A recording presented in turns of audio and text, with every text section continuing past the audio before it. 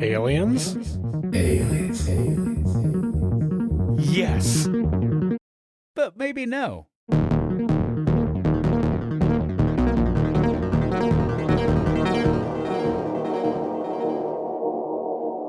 Heidi-ho, Alierinos!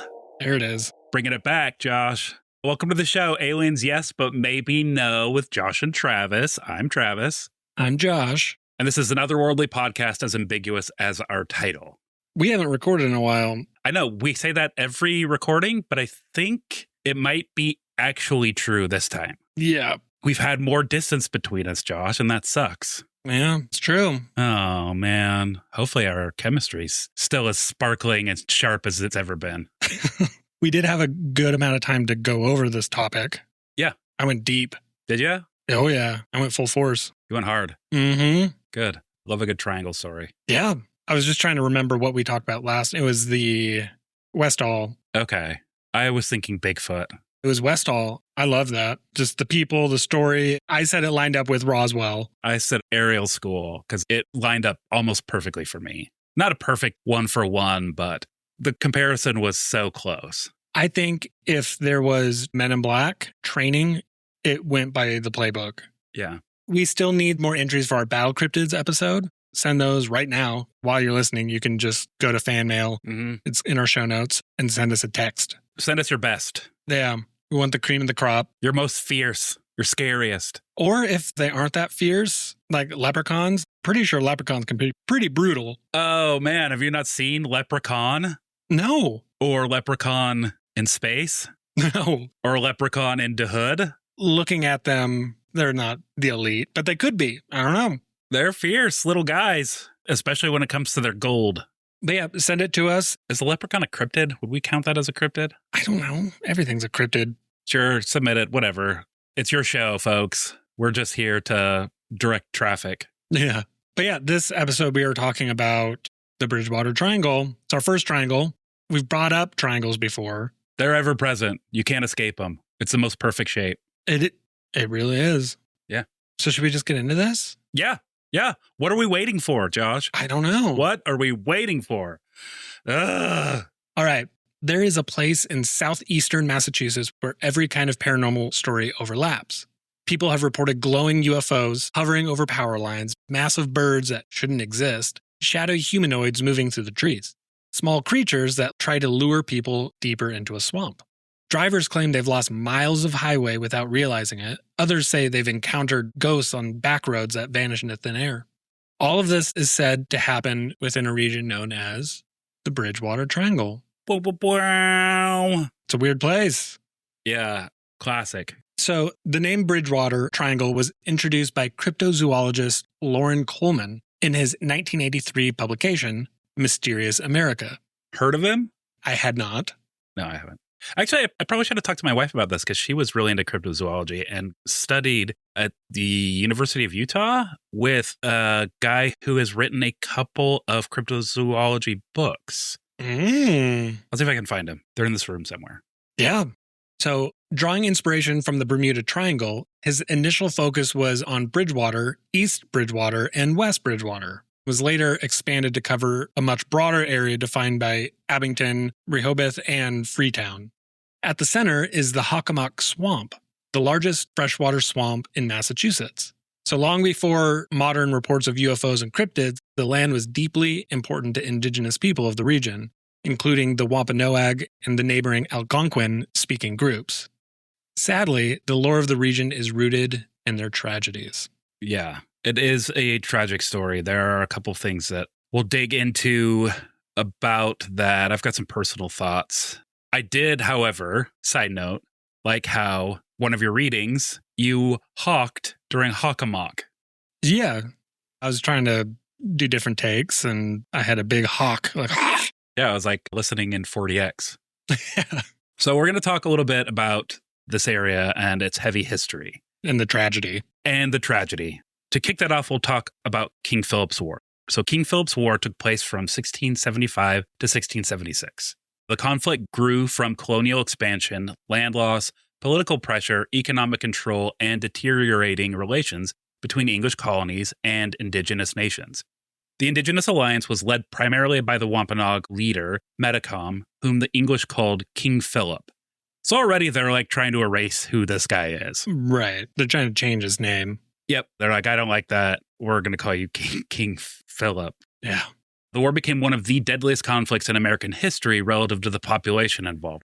I think that was one of the wildest things about this reading. Same with me. Was how many people were lost during this in relation to the actual population at the time. That was huge. That was like a devastating loss. Yeah, it was 600 to more recently, they think around maybe 2,500 colonials were killed during this war, but there's only 50,000 people in that territory. So that's potentially 10%.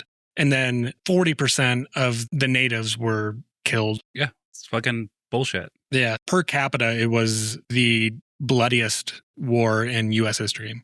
Bullshit. So Metacom was killed near Mount Hope in 1676. His body was mutilated, his head displayed in Plymouth, and his wife and son sold into slavery. That's so fucked up. Yeah, they put his head on a spike, and it was there for 20 years as a warning. Ugh, man, that makes me sick. Legend also tells of a missing wampum belt linked to Metacom. After his death, his captain, Anawan, retreated into the Triangle's forest, allegedly carrying a sacred item, Metacom's wampum belt, which is a symbol of authority and history.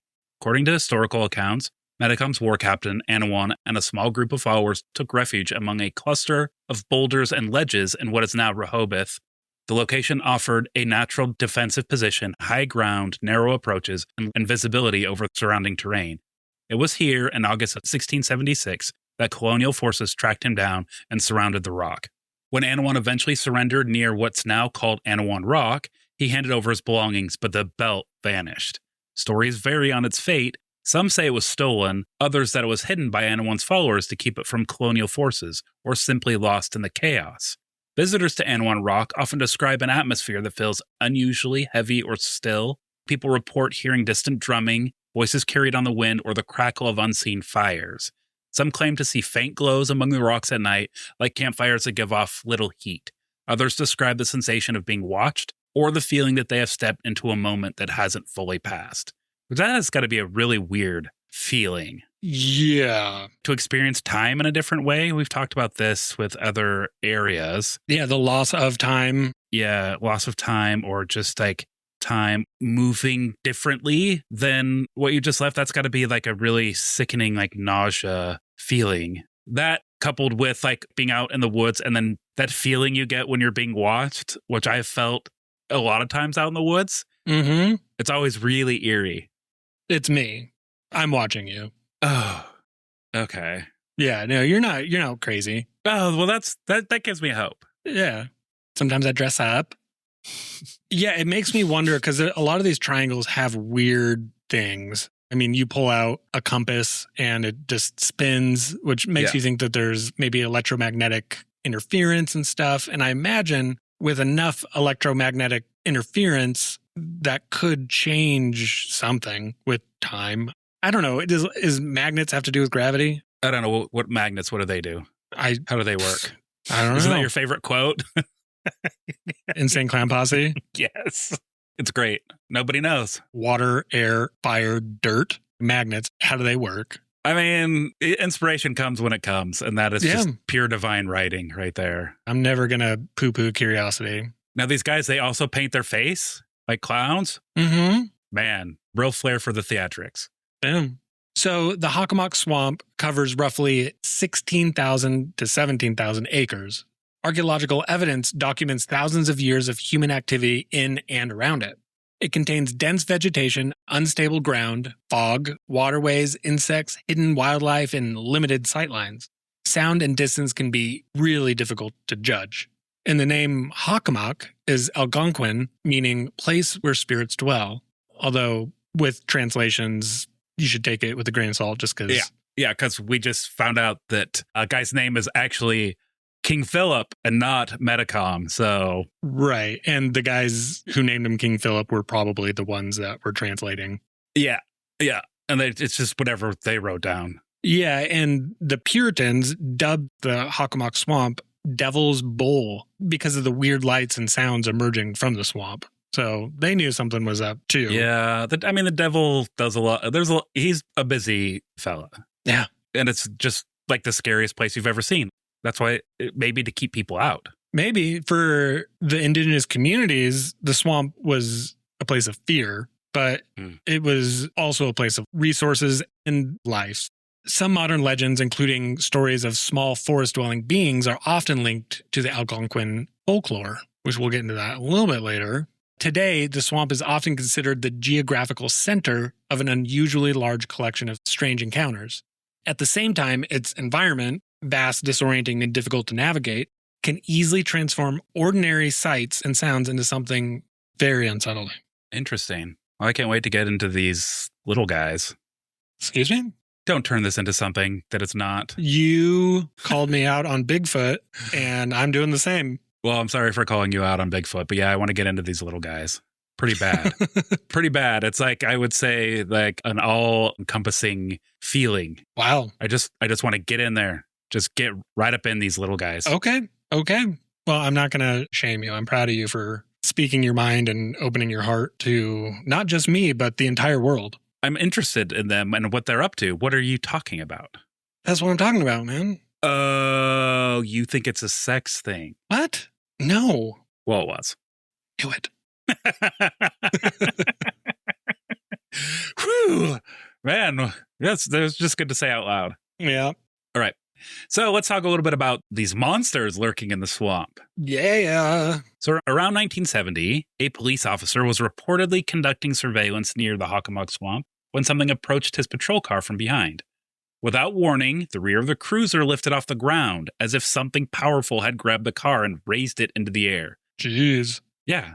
Just imagine just like whatever you're doing as a cop, eating a donut, drinking a coffee, out in the middle of the woods, just doing cop stuff in your car. And suddenly the back of your car gets lifted up. That would be such a weird feeling. And you couldn't see what it was. Yeah. The officer never got a clear look at what was responsible, but the incident was later connected to reports of a huge hairy creature roaming the swamp. Uh-oh, guess who's back? I think I know. Whatever lifted that cruiser was strong enough to move a police car and quiet enough to disappear without being seen. Other witnesses have also described a creature 7 to 9 feet tall with dark hair and broad shoulders that has a skunk-like odor and heavy footsteps. Also, movement on either 2 legs or all 4. Sounds like a bear to me, though. Well, Bears do that. that's one of the things. But yeah, Bigfoot is a huge cryptid in this area. Yeah, this is a Sasquatch. Yeah. Yeah. Encounter 2, the giant bird. In 1971, Norton Police Sergeant Thomas Downey was driving near Bird Hill. Love it. In Mansfield when he encountered an enormous bird standing beside the road. As Downey approached, the creature spread its wings. Do you think the birds came because it was named Bird Hill? Because it was called Bird Hill? Exactly. Exactly. Yeah. That's what I was thinking. Yeah. So this bird's wings reportedly stretched 8 to 12 feet across and lifted it into the air and flew toward the Hockomock Swamp, naturally. Downey maintained for years that this was no ordinary bird. Whatever he saw was larger than anything he could identify, and it had disappeared into one of the biggest wetlands in Massachusetts. Other witnesses have described wingspans of 8 to 12 feet and bodies resembling prehistoric birds or thunderbirds of native lore, which are pretty cool. They are very cool. Yeah, and there's tons of stories like this, and most people just shrug it off until they find out or realize, like, oh, there's a lot of different stories. Owls. Cranes is the one for this one, people are thinking. But these people know birds. They live in the area. They know what a crane looks like. It's called Bird Hill. Yeah. They know birds. They know that birds are birds, and they named a hill after it. Yeah. You don't go to Bird Hill without knowing what a bird is. A thing or two about birds. Yeah, you don't go to Bird Hill to look at alligators. No, it's stupid. Yeah, that would be really dumb. Yeah. You go to Alligator Alley. Encounter 3, we're going to talk about a little guy called the Pukwudgie. Yeah. Stories of small beings. Here we go. Often called Pukwudgies. Okay, Josh, if I were to just say Pukwudgie, would you imagine a giant hulking beast of a thing or a little like guy that maybe lives in the mud? A little guy. Yeah, a little mud guy. That's what I would picture. Yeah. Like a little swampy mud guy. Pukwudgie. It sounds like it. It sounds like a Star Wars creature. Yeah, it sounds like Spirited Away. Oh, yeah. Like a little forest spirit type thing. Yeah. Yeah, a little Pukwudgie. So stories of small beings, often called Pukwudgies, appear in Algonquin folklore, where they are sometimes described as tricksters or dangerous spirits that lure victims into the swamp, never to be seen again. Spooky. One night in the 1990s, remember that? Remember the 90s? So well. Bill Russo was walking his dog in their neighborhood near the Hockomock Swamp when he noticed a small figure beside the road standing beneath a lamppost. So he described this figure as 3 to 4 feet tall, pot-bellied, gray or unusual in appearance, possessing a face resembling a chipmunk. That's you, Travis. I know, like very cherubic. Yeah. Then it began calling to him in a strange, high-pitched voice. "Who want you here?" Bill interpreted the words as, "We want you. Come here," which is so Gross. wild. That's creepy. It's so wild. The creature gestured for him to follow it into the swamp. His dog wanted nothing to do with it and wisely decided to trust the dog and hurry home. Yeah, he was very detailed in this story and accounting. Like his dog was a mix of Rottweiler and German Shepherd, was not easily afraid of things. He also had said that he was getting towards the end of his life and he was just basically like, fuck it. I'm going to tell the story. I don't really care what people think anymore. But for the longest time, I didn't want to tell anybody because they wouldn't understand what it was and how scared I was. Yeah. Who want you here? When he heard the voice and looked and saw the being, he actually thought it was like a kid. And he moved a little bit closer, didn't really think much of it, because they mimic. They're shapeshifters, basically, and they try to lure people in by... Or little grays. Maybe they're little grays. It could be. Yeah. Anyway, pretty funny until you actually picture what that would look like walking around out in the forest, just you and your dog, enjoying life. I imagine like a Calvin and Hobbes type situation. You're just out there enjoying life and, making up stories in your head. And then something like this actually happens. Excuse me. It'd be terrifying. Yeah. And it didn't come closer to him. No. It wasn't like, I'll meet you in the middle. It said, "Who want you here? Who want you here?" Yeah, over and over. Over and over again. And he's like, oh, man, what was it saying? "We want you. Come here." Ugh. Oh, man. Yeah, I don't like it. He's like, it was speaking English to me. I was trying to. Shapeshifters, though, man. They can't quite get it right. That's that uncanny valley business that they're always getting into. So other creatures that have also been reported are giant black snakes, large cats, wolves with large eyes. The snakes, I wouldn't put a whole lot of credit towards because we have wild, non-native species here all over the place. Like that's just part of human populations moving into an area and bringing what is familiar to them. Because we introduced horses to North America. I think these are like weirdly giant, like from the movie Anaconda giant. People have seen stuff like that. Oh, well, still, like mythically large. Interesting. Yeah. And large cats, I think they've seen mountain lions or things acting weird and then not being able to find it. I think there's also panthers, which is weird. I don't think of the United States and panthers. I think panthers in more southern tropical places. Sure. Like the Jungle Book. Well, that's Asia and India, but there are panthers in South America, Central America. In Florida. Why not here? 400 years ago? Yeah. Okay. So those are the monsters. This triangle has everything. But now we're going to get into the UFOs. The weird stuff. Yeah. So the Bridgewater Triangle is pretty much where American high strangeness started. One of the earliest UFO sightings ever recorded in the U.S. happened in 1639. Oh, do tell. When Massachusetts Governor John Winthrop wrote about a mysterious light in his log. What? Yeah. There was a light in his log? He wrote about a mysterious light in his log. He wrote in his log about a mysterious light. Come on. Let me tell the story. Like his diary. Yes. Like his journal. Mm-hmm. Yeah.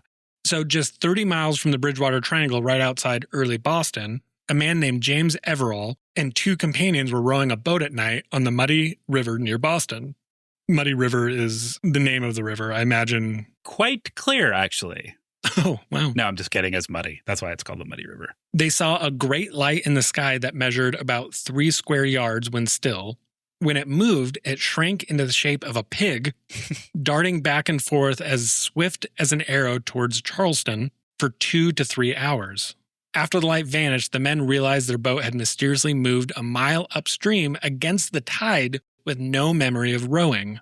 That'd be scary. Yeah, sure. I mean, if I saw something scary like that and I was in a boat, I would start rowing like mad and then not realize how furiously I was rowing, and I ended up in a place that I wasn't paying attention to because I was rowing so furiously. If you saw a thing turn into a pig in the sky, yeah. Do you think this is where the pigs fly thing came into play? Of course it is. It has to be. It can't be traced to any other event. I mean, that's what I'm telling people from now on. Yeah. I'm just gathering my thoughts about a pig. Yep. Pig shape darting around in the sky. Yeah, I don't know what that means. That's just a funny image. But another John Winthrop account, just 5 years later, on January 18th, 1644, he described another strange sighting. 3 men in a boat saw 2 lights rise from the water shaped like a man, move towards the town cove, and then vanish. Settlers in the 1800s of southeastern Massachusetts frequently documented unexplained floating lights they called spook lights and fiery orbs hovering over the wetlands. There are reports throughout history just like these, and recently they cluster around Taunton and Rainham, the swamp, power lines, and former Rainham-Taunton Greyhound Park. But what witnesses describe is orange or white orbs above the trees, lights following transmission lines, silent triangular or polygonal craft, objects hovering and then accelerating rapidly, radio interference, confusion about time and distance. A more recent one, the 1979 baseball home plate UFO. So television journalist Jerry Lopez and Steve Brocia were traveling through the Bridgewater Triangle when they reportedly saw something enormous in the sky. It resembled a baseball home plate outlined by alternating red and white lights, and it appeared to be wider than several commercial airlines placed side by side. And the object made no obvious sound and didn't look or move like a conventional craft. Then it just mysteriously disappeared. It was gone. Poof. Yep. Gone. The big ones get me. That's scary to me. I don't like it. Well, this was shaped like a pentagon, like a home plate. But it is in the triangle. Everything's in the triangle. It is. It's the most perfect shape. But do the big ones not scare you? Like big crafts, big ships? Big ships, yeah. Yeah. I've never seen one. I imagine it would be terrifying, though. Yeah. I imagine seeing something that big in the sky would make my stomach fall out of my butt. I would spontaneously combust. Oh, shit. Mm-hmm. Wow. So I would overheat. That's pretty serious. I would start breathing really heavily. Is this like all big things or just a thing in the sky? Most, if things are too big. What about the ocean? The ocean's pretty big. I stay away from the ocean. I mean, it's overwhelming to look at. Yeah, I stay away from all big things. Anybody over 6 foot, I have a real hard time with. Yeah, we lowered our ceilings in our house to 5'11". Make sure everybody stoops. Yep. Too big. Mm-hmm. Between October 1979 and February 1980, hey, good stretch of time there. What do you say so? A little bit of personal history. That's where this guy came into creation. This may not have been a good time for the people you're about to talk about. Well, who cares? So Doreen Levesque, who's 17, Barbara Raposo, who's 19, and Karen Marston, 20, were murdered in cases. You should have told me about that. I thought you knew. God damn it. Were murdered in cases connected with Fall River and its sex trade. A woman named Robin Murphy pleaded guilty to second-degree murder in the Marston case and testified against Carl Drew, a local satanic cult leader and pimp. Wow. That's a resume. No kidding. that guy's one too many things. Yeah. So Drew was convicted and sentenced to life. Murphy later recanted major portions of her testimony. Questions remain about the reliability of witnesses, informants, and allegations of ritual activity. Later, paranormal accounts often combined the 3 cases into one series of cult murders, even though the evidence and defendants differed. Yeah, there was a lot of missing people. And even still, there's lots of people that just vanish. The 80s were a dark time. Yeah. Luckily, we made it out of the meat grinder that was the 80s and 90s. Yeah. So now, which leads us right into the Satanic Panic, which was a big deal during this time, and the Freetown Forest. So the crimes occurred as the American Satanic Panic was growing. While investigating reports of cult activity in Freetown State Forest, police reportedly discovered a bunker hidden beneath a tarp. Inside were dolls, Ugh. Yeah. Children's furniture, clothing, and other objects that investigators considered deeply unsettling. Just the investigators? Yeah. No, I think everyone found I'm that. feeling very unsettled right Yeah. now reading it. Yeah, I don't like that. And you too, listener, I'm sure, probably don't like to hear that story. It's pretty upsetting. The story soon spread that the bunker had been used for occult ceremonies, but no publicly available inventory established what the objects were actually doing there. The structure eventually disappeared, leaving behind photographs, conflicting accounts, and a legend that became darker with every retelling. Oh, man. Don't like that. I think there's different levels to that Satanic Panic. I think there was the popularity thing, you know, just the high schooler trying to be cool. And then I think there was also the extreme version of that. Not everyone that was involved in the Satanic Panic was a part of stuff like this. Josh, most people weren't involved. This was a way to villainize a certain youth movement. Like some of these things are still happening. You know, we're still finding people missing and, you know, you might find animal mutilations, but most of this is just like trying to villainize a group of like youngsters whose music the older generation didn't really understand. Yeah. I mean, finding these murders and stuff and missing people, it just adds to the whole triangle mystery. Yeah. Ugh, man. Yeah. When I start to think about how dark the 80s were, like not just with the murders and missing people, but also all of the media that kids were exposed to, how dark that was. Like all the animation from Don Bluth, like Anastasia or All Dogs Go to Heaven or things like that that were really scary. The Secret of Nim, The Dark Crystal. Yeah, All Dogs Go to Heaven felt dirty to me. I watched it a lot because it was one of the few things we had on VHS, but it was just like, ugh. There's a hell scene though. Yeah. Where the dog is maybe not going to heaven and it goes to hell. And you're just like, wait a second, but that is not the narrative that this title has told me. Yeah. It's that all dogs go to heaven. Yeah. But that was just the media we had back then. It was all really dark. So now we're just going to add another layer to this Bridgewater Triangle. A spooktacular layer. Woo! A haunting layer. Uh-huh. We'll start with the red-headed hitchhiker. So on Route 44 near Rehoboth and Seekonk, drivers report a tall, broad man with bright red hair, a thick beard, red flannel shirt, work clothes, and heavy boots. Sounds like Paul Bunyan. This one sounds like you too. Uh-oh. Other than, is it tall? Yeah. Whew. Off the hook. So some drivers pick this guy up only for him to vanish in the cab. Others believe they have struck him or passed right through him when driving. Reports sometimes include radio static, changing stations, and a harsh laugh over the speakers. And few witnesses claim to see him again farther down the road. Do you think any of the people that have hit him or passed through him, do you think they stopped to make sure? Or do you think they just kept going? It's probably 50-50. I guess if you don't feel a collision, you're just like, well, that was spooky. I feel like I would probably keep driving. If I didn't feel anything and I look in my rear view and there's nothing there, but I saw something come. I mean, I'm a very attentive driver, so I would probably get out of the way. It's definitely creepy. Yeah. Other creepy things, the Lady of the Ledge. A woman appears to fall from a sonnet ledge, but no body or disturbance is found. The Blue Lady, a glowing woman who reportedly moves through the Hockomock reeds and sometimes said to be searching for a lost child. Oh. And then the Anawan Rock, which we mentioned earlier, phantom fires, drumming, chanting, and footsteps. The Mayflower Hill Cemetery, Pearl French's chair-shaped monument supposedly glows, rocks, and changes position, which is super creepy. This is the young girl who passed away, and it's her chair, and people can see the kid in the chair. There's all these different things. Like, it's very spooky. And then there's the Mad Trucker.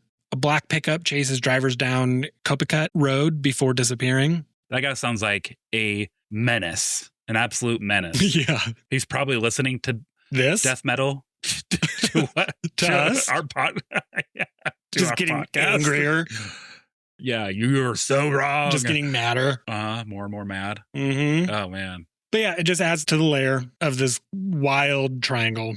So now let's just talk a little bit about, is it actually just one sort of phenomena? Theory one is that it's residual energy, meaning like violence, grief, and emotional events are sometimes believed to somehow leave an imprint that can replay as apparitions, sounds, or sensations. Problem with that is there's no science showing that stone or soil records emotional events. But we could also not have the tools and or the science to be able to read that too. You know, maybe we don't have instruments that can pick up frequencies or different things. I don't know. Okay. Yeah, maybe. Maybe we never know what we leave behind. Yeah. Right. Energy can't be created or destroyed, as they say. So if you put out a lot of big emotional energy, where does that go? It's got to go somewhere. I don't know. I'm not an emotional scientist. I'm not even a regular scientist. So residual energy for me is the theory. It's a maybe. Theory 2, a portal or vortex. 1, energetically or magnetically unstable area produces UFOs, cryptids, ghosts, phantom vehicles, and spatial displacement. Similar to like Skinwalker Ranch. Similar to Skinwalker Ranch. Yeah. The problem with that is that it's so broad that almost anything can be treated as supporting evidence. Additionally, the region has been included in official aeromagnetic surveys, and its magnetic field varies with the underlying geology. But no scientific study has established that the Bridgewater Triangle contains an extraordinary electromagnetic anomaly or connected its magnetic conditions to the paranormal reports.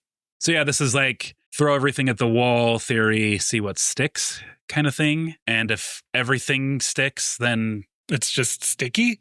Yeah, I guess. Yeah. And I mean, I'm always curious about the electromagnetic stuff. You know, I Sure. do think that has an effect. And I think there's also things out there that we don't know or are not aware of yet, too. 100%. I agree with that.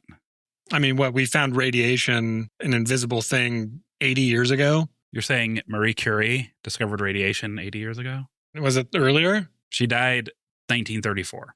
Dude, But she died from radiation poisoning, so it was like still brand new. I'm not here to try to argue dates. You just threw out the dates. I'm just saying, you were the one that introduced a date. You could have just said, yeah, it's relatively recent. You said 80 years ago. Well, I may have been a little off. That's on you, pal. I know. All right, what's another theory? The environment. There hasn't been a scientific study proving that the Bridgewater Triangle's environment causes its paranormal reports, but nearly every ingredient needed for a convincing misperception exists there. Fog alters our judgments of distance and speed. Dense trees scatter and reflect sound. Wildlife disappears behind vegetation before we can identify it. Wet power lines can hum, crackle, glow, and interfere with radios. Phantom hitchhikers can be explained by fatigue associated with highway hypnosis, which I have experienced before. Have you? Yeah, driving from late night from the coast. The yellow dotted lines in the middle were like open-ended triangles and were closing as I was passing them. Weird. So theory 4, once people know they are inside the Bridgewater Triangle, their experiences are tainted with expectations to witness the paranormal.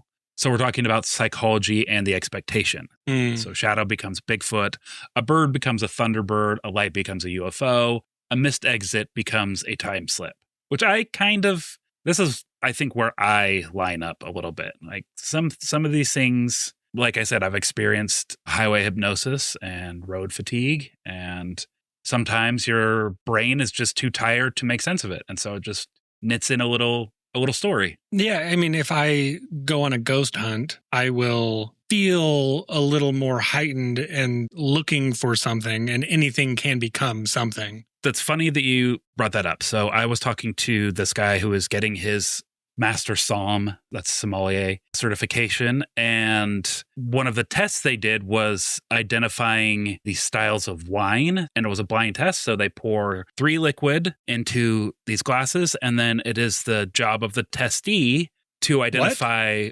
testee, like a person being tested upon. The test taker? Sure.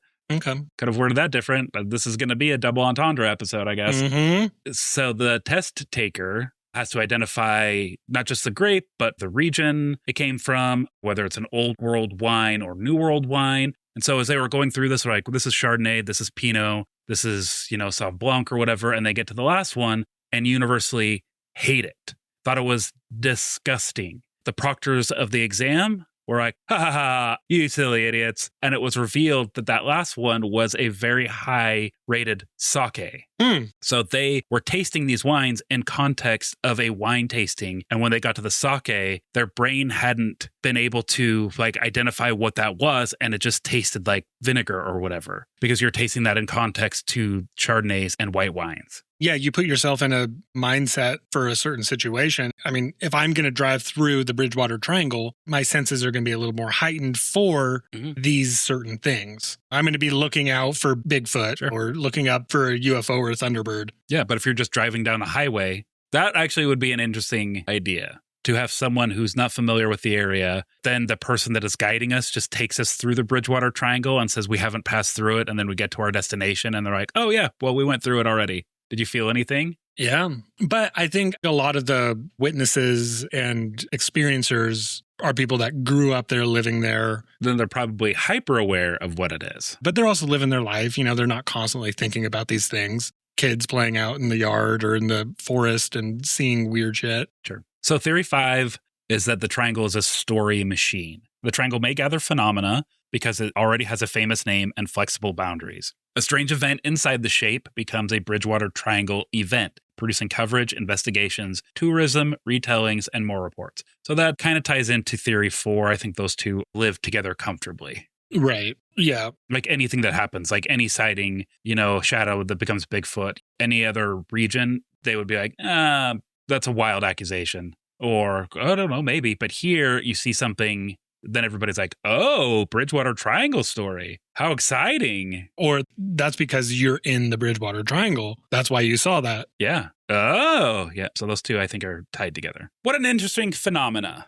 Yeah. So the Bridgewater Triangle presents a wide range of weird, unexplained experiences. UFO sightings, cryptids, ghosts, missing time, missing people. Some accounts are easier to explain through environmental factors, psychology, or misinterpretation. Others remain more difficult to dismiss completely. It may be a place shaped by fog, wildlife, history, and human imagination, but it's also a place where people continue to report experiences they can't easily explain. And that's been going on for hundreds of years. So my final thought on this thing, when you were going through all these theories, I feel like it's just a combo of all of them. I can't say it's one thing, but I think they all work together to create this perfect shape. Triangle, you might say. I do and have and will continue often to say. Good. So that's kind of where I do think that there is definitely something going on in this area. Sure. I think it is heightened because of people's expectations, and that gets added to the story. But I also think that the environment can add to those expectations and maybe trick people. But I also believe that real things are happening, whether it be magnetic conditions being a draw for UFOs and cryptids or ghosts, or maybe there's different weird multiple dimension rifts where you can see things. I mean, we've talked potentially Bigfoot is not on our plane of existence, or it can zip in and out. I just think it's a little bit of everything. Yeah, you love that theory of a Bigfoot just disappearing. I do. I think it's a fun theory. So what do you think? There definitely could be something happening here. I mean, there's a lot of stories, but how many of these stories are, like we talked about, taken a little more critically or conversationally because it comes from this area, and how much our actual experiences, like, you know, walking around in the woods, I've noticed a number of times where I thought I saw something, you know, just like out of the corner of my eye. So that's like a universal experience, I feel. And things in the forest move differently.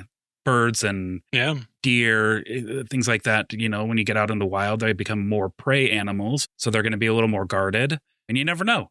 So I don't know. As far as this like being a hotspot of paranormal phenomena, sure. I can't contest that any more than I can contest any area that reports some high strangeness in it as an area of hot phenomena. Would you stay the night in Hockomock Swamp? No, probably not, but I wouldn't stay the night in any swamp. That's where Shreks live. Oh, really? Yeah, that's where a Shrek lives. I would respect an ogre's privacy. Okay. Yeah, if I had a nice little cabin, I would feel a little bit better. I mean, if it was like... But I wouldn't just like lay down out in a tent, nest. In a nest. Yeah. We're going camping. Oh man, gather those sticks up. We got to build a nest again. Yeah. Follow a duck around and get all of its feathers to make it soft. I don't camp very much. I don't know what they call it. A tent? Is that what you said? A tent? Yeah. I don't know. Swamps, that's where like all of the bad stuff, like growing up in the 80s, like I said, quicksand was a real fear for everybody. And where do you find quicksand? In the swamps. That's true. I watched The Princess Bride on repeat growing up. Oh man, those rats. The fire swamp is where the ROUSs are, rodents of unusual size, plus spouting geysers of flame. I do not find a swamp a very habitable place. It's where a lot of mosquitoes are. Yeah. I don't do well with bugs. You know what? You convinced me. I'm never going outside again. No, outside sucks. Yeah. And outside, like, why would I go outside? All my stuff is inside. Yeah, you're right. I never thought of that. Yeah. Yeah, I got all my stuff in here. Yeah, that's where all my stuff is. I'm never going outside again. No, why would you? That's why we podcast. So we don't have to go outside. Yeah, I'm not going to podcast outside. That's miserable. Never. No. Well, I wouldn't either. That's the show. That's the Bridgewater Triangle. Let us know what you think. Hit us up in the... We don't do fan mail anymore, do we? Of course we do. We just haven't had a fan mail. So I'm kind of worried. Yeah, we do. We got one. Fan mail? Yeah, we got a fan mail. And it says, regarding the last quiz, to think I put in funny throwaway answers in the multiple choice only to have my sweet golden retriever husband respond with, Cotton Mather sounds cool. And who's Lizzie Borden? Is she one of the witches? Regretfully, Jordan. So that is my wife, who is also our researcher. She makes the quizzes. She gives us our next topic. Our DOS. Yeah. Is this how you guys communicate now? It's through fan mail? Yeah, we only communicate through fan mail. That's good. So I replied back to her, I'm sorry. I don't know how I missed these. There's nothing I can do. Hey, to be fair, Josh, you do pretty good on the quizzes, so don't beat yourself up. You didn't know who Cotton Mather or Lizzie Borden was. Yeah. Then that's fine. How much of Cotton Mather's life takes up any mental space in your head? None. Day to day. Or Lizzie Borden? None. Don't worry about it. You're okay, boo. Yeah. We also have a 5-star Apple review. Wow. How many of these have we had ever? We've had 4, so this is the 4th one. Take that out. It's actually embarrassing that we only have 4. Never mind. Make the number sound bigger. Yeah. Yeah, okay. This one says, wow, le podcast est amassant et divertissant. So starting out French. Okay. Travis, you know I love you. See you soon at the famous WC. Okay. This is my newest and favorite podcast to binge. I know who this is. Starting now. Yeah. That is my friend Thomas. Okay. And we have a wine confidence class in Albany called Wine Crush. Thank you for that review. It's a 5-star review. Thank you, Thomas. We love it. We want more. We'll only read 5-star. If this is a 5-star review, but they say this podcast sucks, per the rules that we've set forth, we would still have to read it. Yeah, we're not rule breakers. No, we're bound by this rule now. And then the curse that was put upon us where we have to podcast the show for the rest of our lives. So leave a review with 5 stars. Tell your friends. Sure. Relieve our curse. Yeah. That's what we got for fan mail and review. And now we're going to get into our baseline quiz. So this is our baseline quiz. This is when we find out what next episode's topic is going to be because we don't know. Our researcher surprises us at the end of every episode. So this episode's topic Hell yeah. is giants. Yes. Yes. I love giants. And I actually know a little bit about this. I've watched a handful of things about giants and it stuck. Cool. I'm very excited. Look at me, Travis. You are excited. I can see it in your eyes. Huh? Yeah. We just watched The Odyssey. Oh, there you go. And that deals with the Lystragonians, which were giants. Also, Cyclops, pretty big guy. Yeah. If you believe in that kind of thing, pretty big. Even if you don't believe in it, he was still big. It's like saying Sasquatch is big if you believe in it. Well, Sasquatch is big, whether you believe in it or not. He's a big boy. Yeah. Okay. So next episode's topic is going to be giants. Oh, man. So, okay, we'll start. Question 1. According to Paiute oral tradition, what were the red-haired giants of Lovelock Cave called? Oh, I don't know this. Okay. Is it A, Sitaka, B, Jotnar, C, Chintalak, or D, Andre? Let's see what she did there. The giant. Yeah. Jotnar, I think that's... Is it Norse? I think so, yeah. Okay. I'm going to say the Sitka. Okay. I'm going to say Chentalak. Okay. Just for drama. I get it. All right. Which island nation is home to the Gigantoja temples? I don't know. Is it A, Bali, B, Iceland, C, Malta, or D, Cuba? Oh, man. I don't know. I'm going to say Bali. I recently saw some really cool carvings and doorways. I don't know if the doorways were exceptionally big. I'm going to say that because I know they had temples there. Okay. Jeez, I don't know. This one's a real stumper. Double G at the beginning. And is the J a huh? I don't know. And there's a dot above the first G. Yeah, what does that mean? Mm. I'm going to say Malta because of that. Okay. Next one. What did some 19th century reports claim giant skeletons possessed? A, double rows of teeth, B, horns, C, wings, or D, bones made of stone? Oh, stone bones. I know this one. So you... Oh, you do? I do.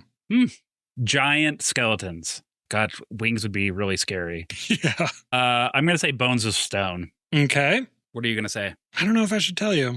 You have to tell me. I'm not going to change my answer. It's double rows of teeth. Okay. Yeah. That sounds pretty scary. Yeah. All right, next one. Which institution is most often accused in giant skeleton cover-up stories? Is it A, NASA, B, the Smithsonian, C, the Library of Congress, or D, UNESCO? What do you think? I don't know. I think, what do we really know about what the Smithsonian's up to? Bunch of nefarious historians over there? Mm-hmm. I'm going to say the Smithsonian. Okay. I am saying the Smithsonian too, because I know, and it makes me so angry, and I'm so excited to tell everyone about it. Okay. Next episode. Bunch of no good nicks. They are up to no good. It is a government.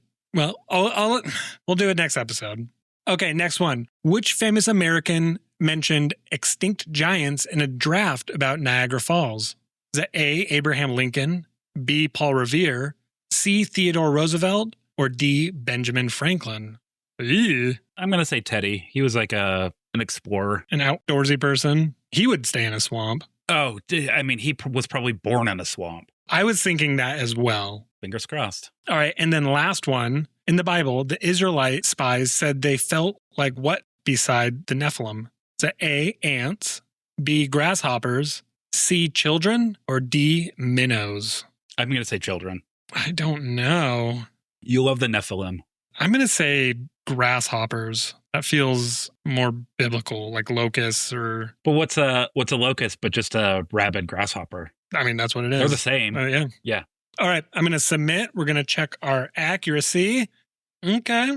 Hey. I'm feeling good. I did still bad. All right. So first one, what were the red-haired giants of Lovelock Cave called? I said Sitka. I said the Chentalak. I was wrong. It was Sitka. Mm-hmm. Next one, which island nation is home to the Gigantoja temples? I said Bali. I said Malta. Guess what? Malta's right. Did it? Through words. Yeah. Through sounding things out and etymology. You did it. I did it. You beautiful minded it. I did. I worked my way back. All right. Next one. What did some 19th century reports claim giant skeletons possessed? I said double rows of teeth. I said bones made of stone because I keep thinking about trolls from like fantasy characters. And when they go out in the sun, they turn into stone. Yeah. And the answer is double rows of teeth. For chomping. Next one, which institution is most often accused in the giant skeleton cover-up stories? We both said Smithsonian. Yeah. And that is correct. Those bastards.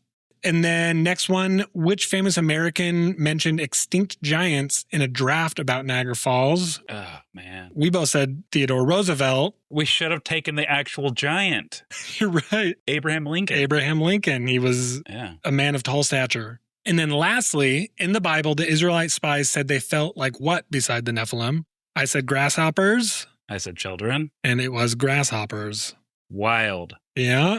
I got 2 right. I got 3, 4. Whoa. Yeah, that was hard. And I think Jordan knew that I knew, so I think she made it a little bit harder for me. That's not fair. For you? Because that means double hard for me.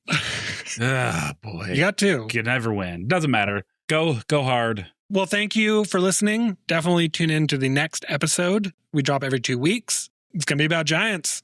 Yeah, love it. We're going to blow your mind. Oh, man. Well, thanks for listening. All right. Well, we will chat at you next episode. Hey, bye. Bye.